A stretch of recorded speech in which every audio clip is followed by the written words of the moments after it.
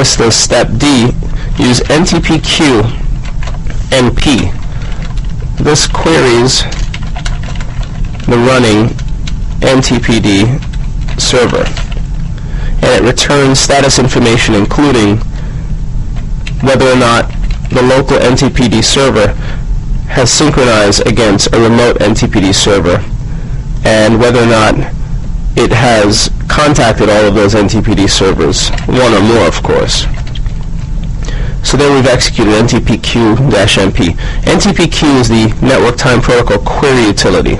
It returns a series of columns including the IP address of the remote system, or if it's a clock that's connected to the local system. So if we're a Stratum 1 clock and we have a GPS or external time device, it'll list the type of device, which would in all likelihood require some form of a driver in order to talk to the local clock. And otherwise, NTPD returns in the remote column the IP address and optionally the host name of the remote NTPD server. So here we see 192.168.75.100 as well as our local loopback clock. And again, the local loopback clock is indicated in the etc ntp.conf file. It's a backup clock that's to be used, and it's auto-assigned stratum level 10. Again, the higher the stratum number, the less we can trust, or the less NTP trusts the time source. It's deemed to be not as accurate as a lower stratum number, such as 3. Now also notice that for the remote time server, Linux CVT Media 1, there's a column which is reference ID. This column tells us, the NTPD administrator, where the remote clock has gotten its time from. So this Media 1 box is currently at stratum level number 3 and is getting its information from a Stratum 2 clock. The stratum, a combination of the stratum and the reference ID columns, can tell you the stratum level that the remote server's NTPD sync clock is at. So when we use a server and we see the stratum level that the server is at, in addition to the reference ID, which is usually an IP address of another server, we can tell the stratum level of the other server, because NTP is hierarchical. So this tells us that the 207.210.74.166 clock is operating at stratum level number 2, rendering our internal server 192.168.75.100 at stratum level 3 clock. We are now synchronizing this Red Hat Enterprise box, Linux CVT Serve 4, with an IP address of .199 against an internal server with an IP address of .100, which renders our clock, our local system, a Stratum 4 clock. So let's just note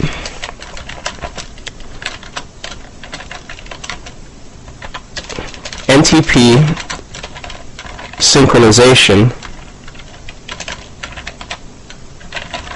is hierarchical.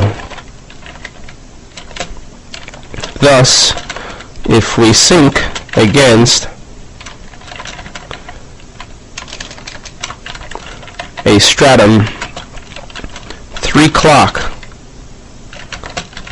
we become a Stratum 4 clock, meaning if a host synchronizes against us, then we will appear to be a Stratum 4 clock, which denotes the accuracy level with respect to how close the clock is to an actual external time source.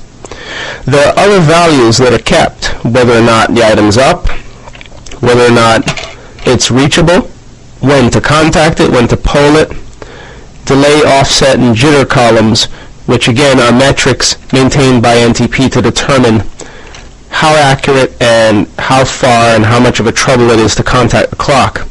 NTP also has a built-in algorithm to assign a clock as the default reference clock, indicated by the asterisk that you see next to the clock. So this asterisk juxtaposed to the IP address for our Stratum 3 clock denotes to us that NTP has chosen this clock as its default clock. So if we had a list of 5 clocks, wherever you see the asterisk indicates the clock that your NTP server is currently using. And NTP will then set your local clock based on the default server's IP address and time information. And that brings up another point. Since NTP has the ability to change the local clock on your system, you want to be sure that you have vetted the remote time server. You want to be sure that it's a trusted source. You can find trusted sources from the ntp.org site. Just pull up a browser and navigate to that site. We'll just launch an instance here to show you. And from that site we'll find references to various universities and companies located all across the world that are known to be trusted time sources. And this will come up momentarily. And usually on the right-hand side of the page is a link to the various servers. And you can pick your server by region of either this country or any other country in the world to determine whether or not the clock's close to you. So if you live, let's say, in Rio de Janeiro, Brazil, you'll want to pick a clock that's close to Rio de Janeiro, Brazil.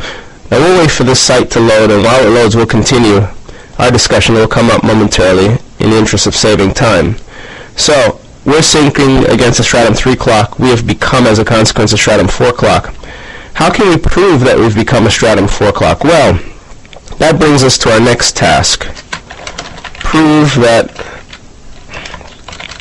Linux CBT Serve 4 is indeed a Stratum 4 clock.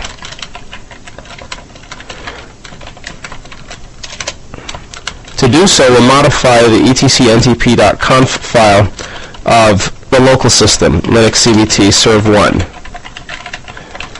And we'll modify it to synchronize against the Stratum 4 clock.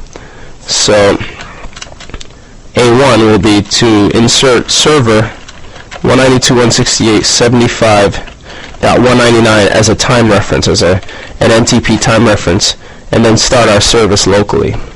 So let's find a local instance. We'll modify etc/ntp.conf. We'll comment the references to the Redhat Enterprise clocks and just insert our own instance of a clock. And we'll insert also a comment testing local sync.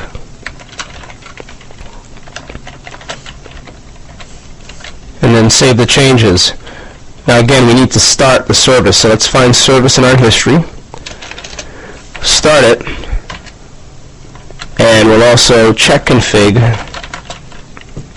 NTPD on to ensure that it's in the appropriate run levels when we reboot the system. And again, let's just ensure that check config returns what we expect, because if you are pursuing examination, you need to ensure that the service will restart in the appropriate run levels when you have, or will start when you have changed run levels, let's say from 5, which is the current, to 3, or you may navigate to single user mode, then return to multi-user mode. In any event, or in either case, the NTPD service should start. Now let's query locally to confirm that we are synchronizing against a Stratum 4 clock using NTPQ NP.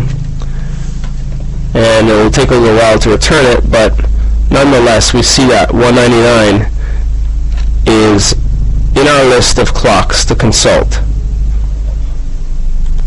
However, stratum information is currently set at 16, which is the last stratum, which means the clock is unreliable or should not be trusted. Now this also could be because of security concerns between our local system and the remote system, meaning IP tables configuration, firewall configuration. And we'll try it again. And now it appears to be attempting.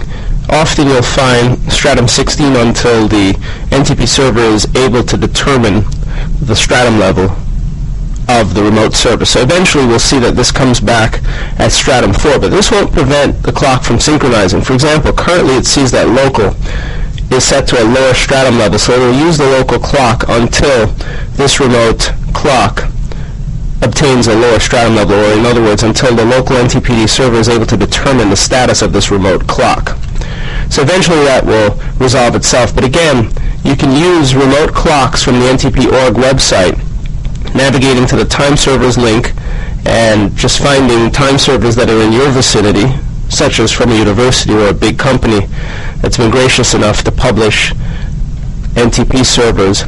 And the suggestion is that you supply your NTP server with at least 3 clocks so that it can determine which clock is the most accurate, and also for redundancy. So note, ideally,